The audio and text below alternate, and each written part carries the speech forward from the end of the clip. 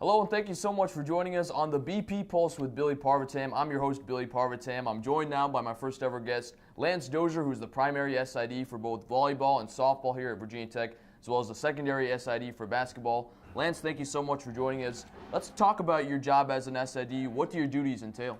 Yeah, so I'd say the big thing for me is there's three things that we focus on as SIDs. Number one is social media, so we handle the Twitters, Snapchat, and Instagram accounts for all platforms, and we do a good job with that with Instagram story. That's a big thing that's kind of taken over as of late.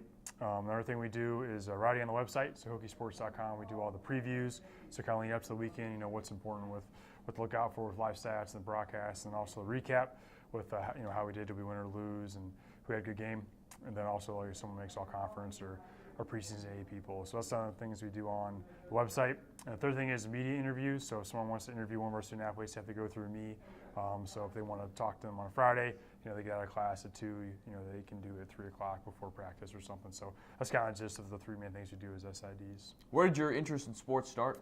Yeah, so I kind of grew up in a sports family. My mom played college basketball at NC State, so go Pack. And my dad played growing up in high school as well. So when I was born in the early 90s, I kind of grew up, playing sports, baseball, football, basketball, and I eventually played college football at Bethel University up in Minnesota. So that's kind of growing up in a family like that is probably a big reason why, I'm working in sports today. And of course, you did your undergrad at Bethel University, and you did so many things. You wrote game recaps, game notes, you tweeted during games, you were a play-by-play announcer. Was that a goal of yours to get a diverse experience in sports, or did you have one focus from the beginning?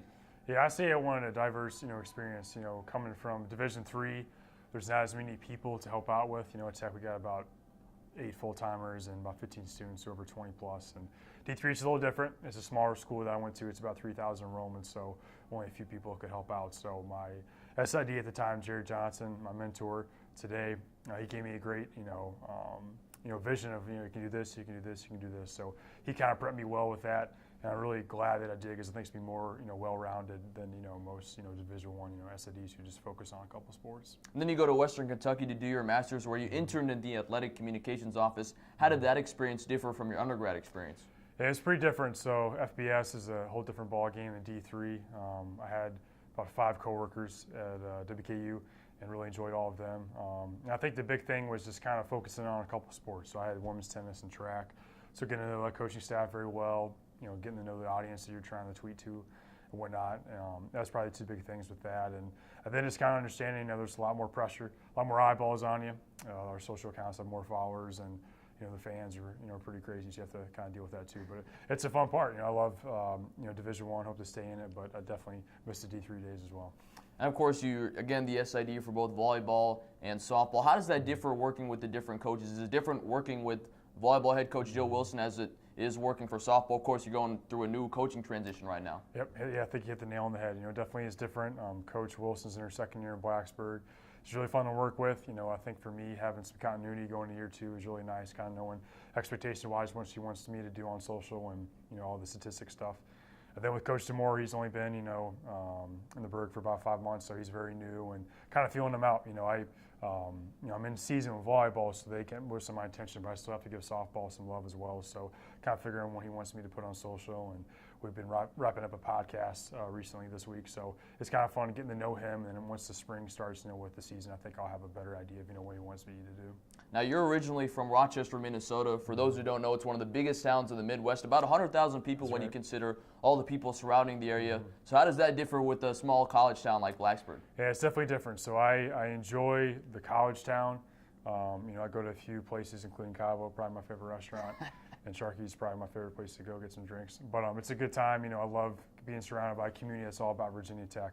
In Rochester, there's no FBS school. The University of Minnesota is about an hour and a half away, and we have a JUCO there, RCTC, so there's some blue and yellow for that. But it's a very diverse group. People wearing Michigan colors, wearing Ohio State colors, whatever. So I really enjoy walking around, and seeing a lot of maroon and orange. What's your favorite part of the job as an SID? Favorite part? That's a good question. I think I was talking to Coach Wilson last week. We were coming off, losing both our matches, and just kind of talking to coaches about the future. When you see the vision in their eyes, it just kind of ignites a fire in your soul. So even though I don't have too much of a part to do it, I'm not recruiting on the road or anything, but just to see their passion, gives me motivation to do, as best as I can for them and then for the school. And my final question for you, what would be your advice to anyone who wants to have a career in sports?